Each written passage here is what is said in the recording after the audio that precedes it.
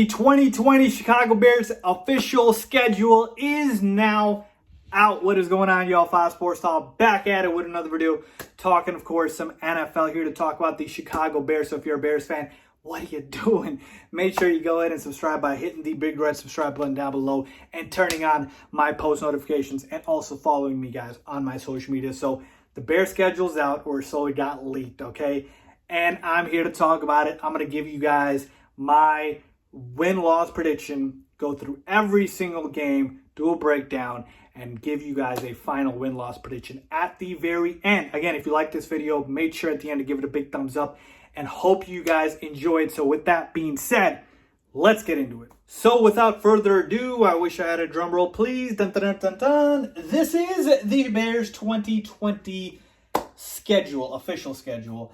And it did get leaked, okay? So there you have it, the Bears official schedule. And you guys will see I have kind of circled or, marked up the primetime games. Because the Bears do have 4 primetime games, folks. That's right, 4. I didn't think the Bears would have that many primetime games after, the disappointing season last year. But the NFL, they put us on 4 times on primetime. And you know what? I ain't complaining, okay? I'll take it. And so did want to point that out. We do start the season on the road against a division opponent in Detroit.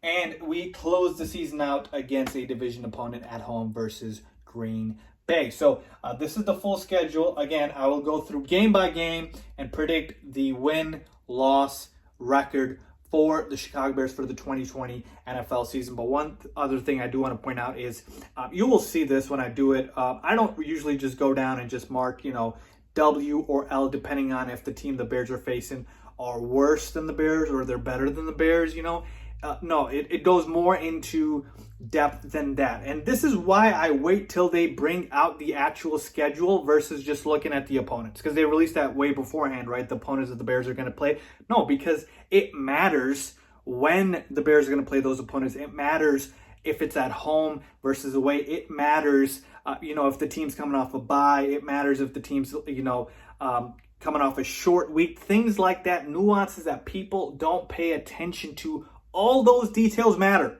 okay? And all goes into my process of predicting. And for the most part, I'm happy with my process. Last year, I predicted the Bears to go 10-6, I believe.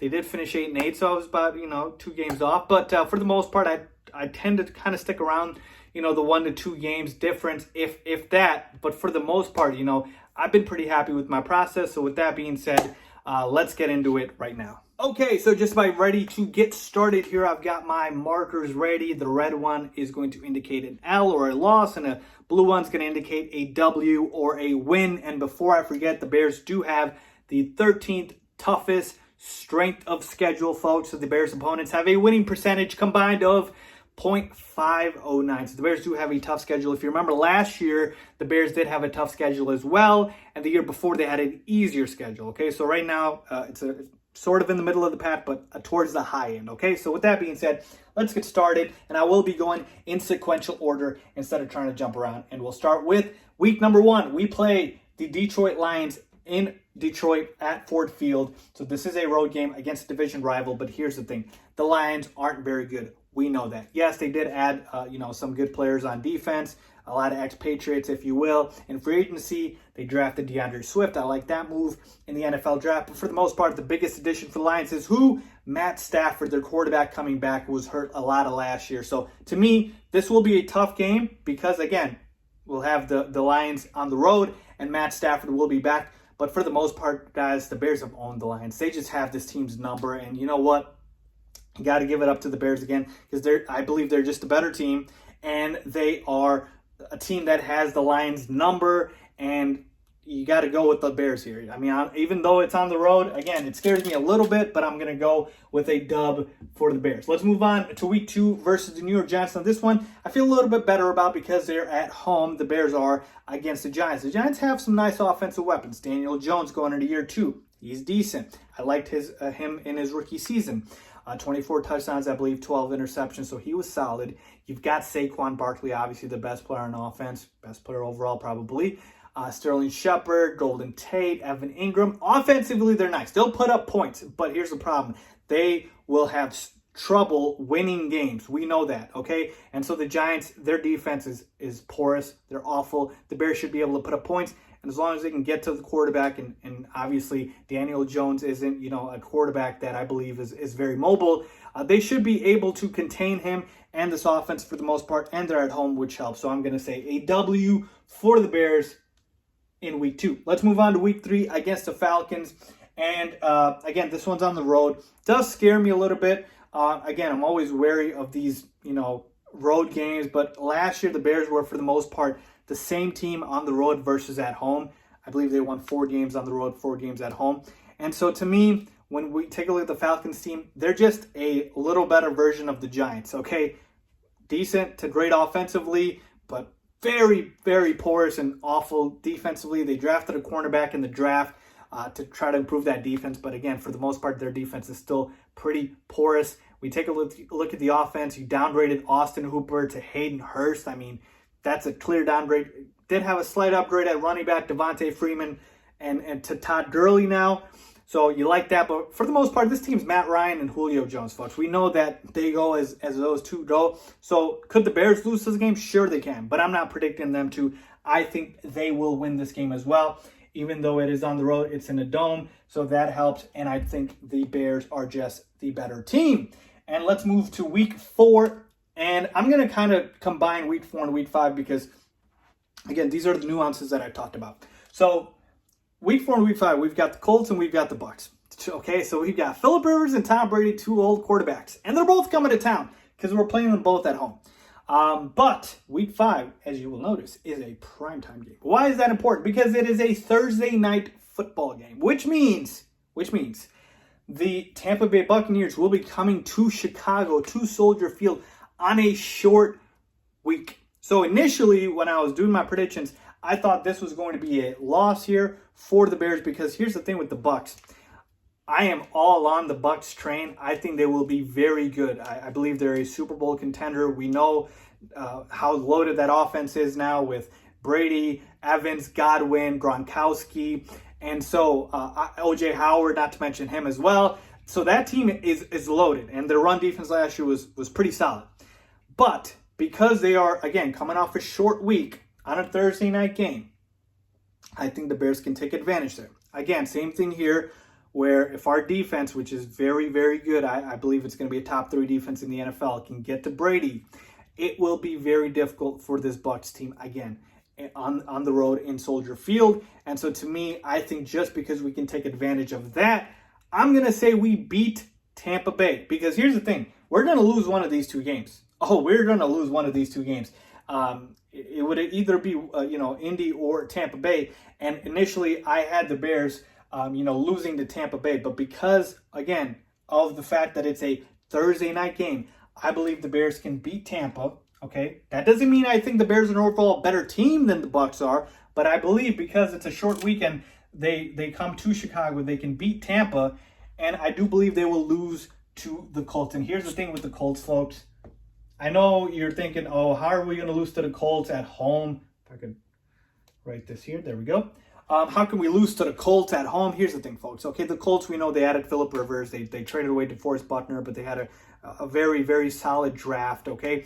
So the Colts are a solid team. They're well coached, good offensive line, good defense. The quarterback that was an upgrade.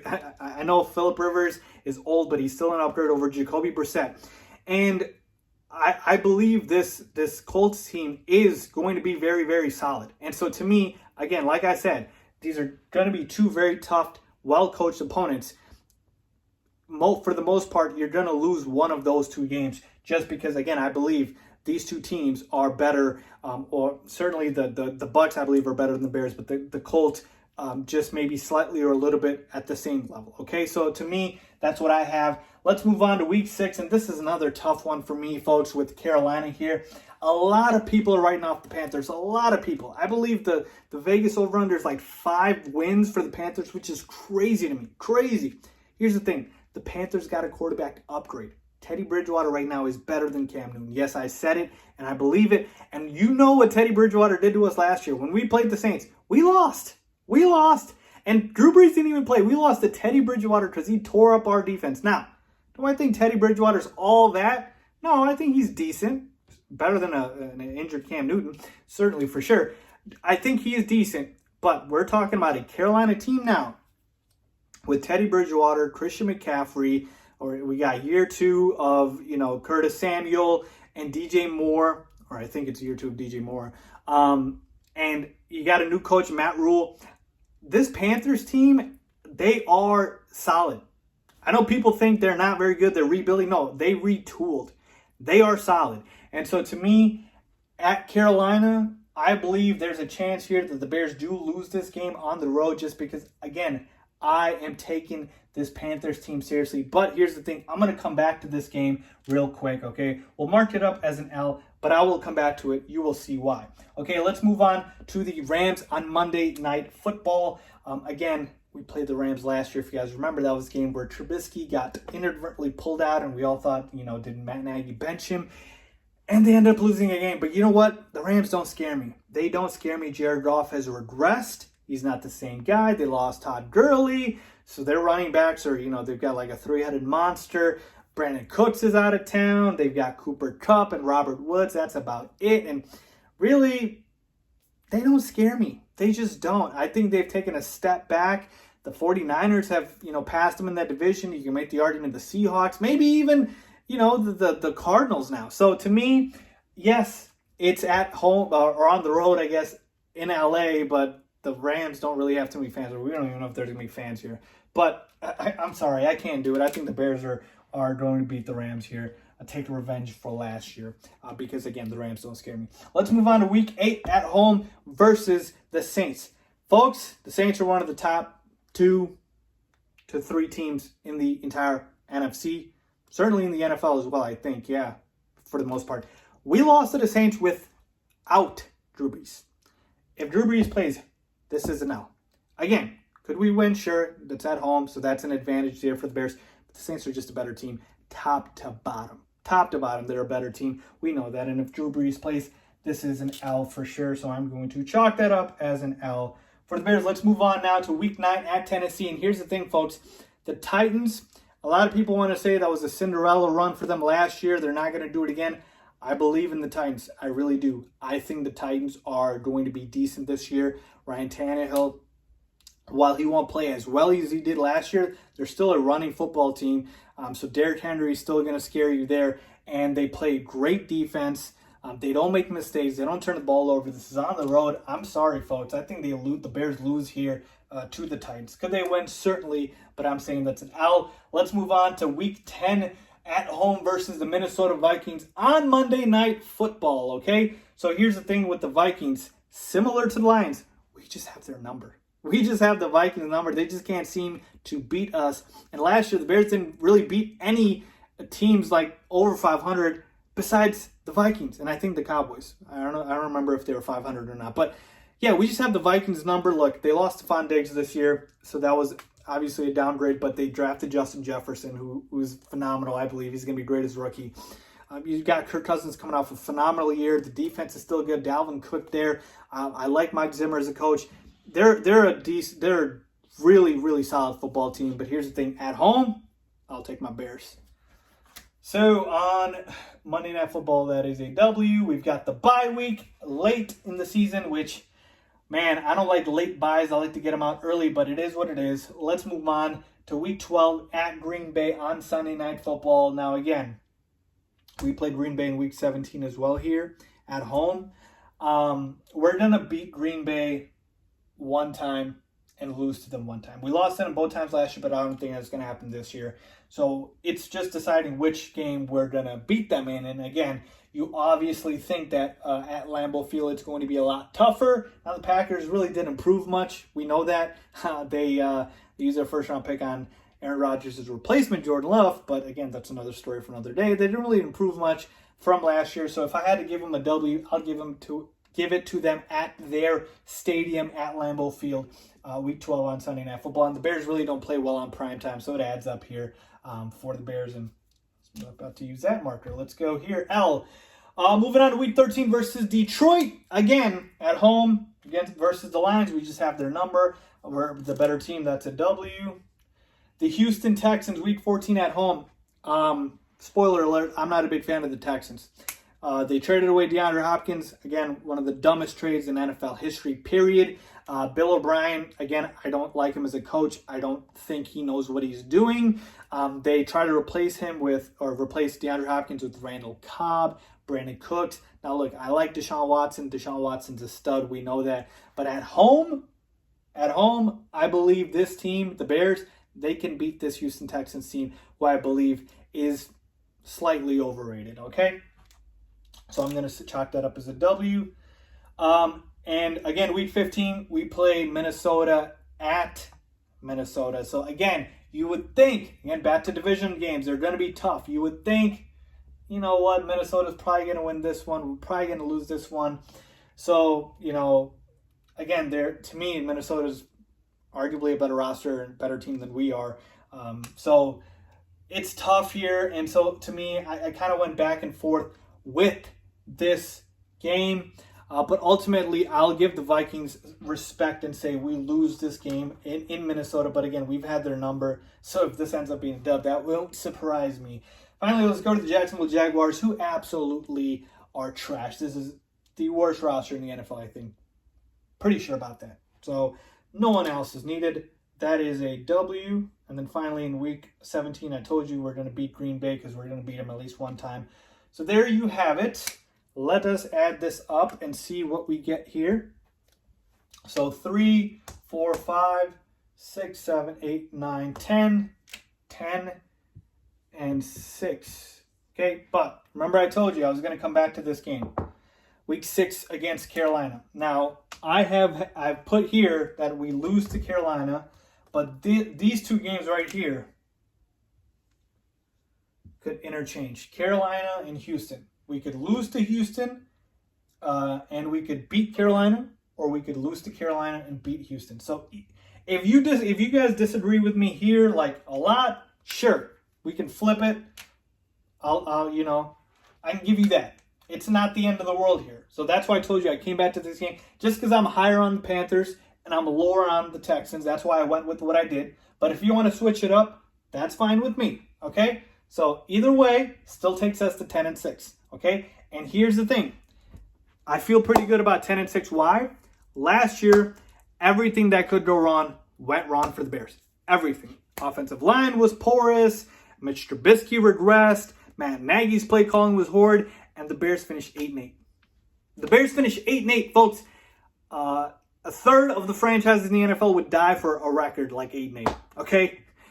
So the Bears literally just absolutely can't do anything right, and they still finish 500. So you take that, go into this offseason, you upgrade your tight end position, certainly with Cole Kmet, if not Jimmy Graham. You upgrade at quarterback with Nick Foles. I'm not sure who's going to start, but certainly we know that there's going to be an upgrade at quarterback. Either Mitch Trubisky plays well or Nick Foles is the starter. You've got David Montgomery going to year 2. You added some speed at the receiver position in Ted Ginn Jr., Darnell Mooney. Okay, you've got your stud in Allen Robinson. You added Robert Quinn as another pass rusher opposite Khalil Mack. You addressed the cornerback position with Jalen Johnson. You addressed safety with Tayshaun Gibson. Folks, all of the holes outside of offensive line got plugged. Every single one of them. Okay? So you can't tell me this team can improve off that 8-8 record with all of those changes. All of them. Okay? And like I said, the lack of improvement on the offensive line, that scares me. But I still feel pretty good about it. 10-6 again. Could they be 9-7? Sure, you could. Yeah, again, there's games on here you guys might not agree with me, like the Titans game, like the Colts game. But that's how I feel about it, folks. I got it at 10-6. What do you have the Bears record as? Let me know down below in the comments. As always, thanks for watching.